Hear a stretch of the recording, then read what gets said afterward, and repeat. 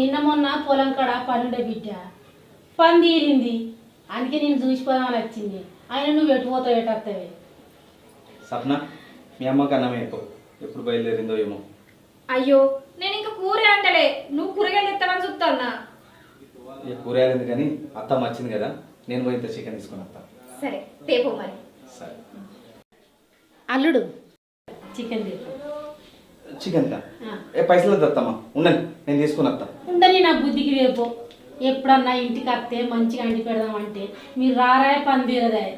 పో, నాకు తుర్తి అయితే నాన్న, నువ్వు పోతే పో. ఇంకా పైసలు ఎందుకే, ఆయన రేడా? ఎందుకే నేను పరాయదానా అట్లా పోరాడు నువ్వు రేపు.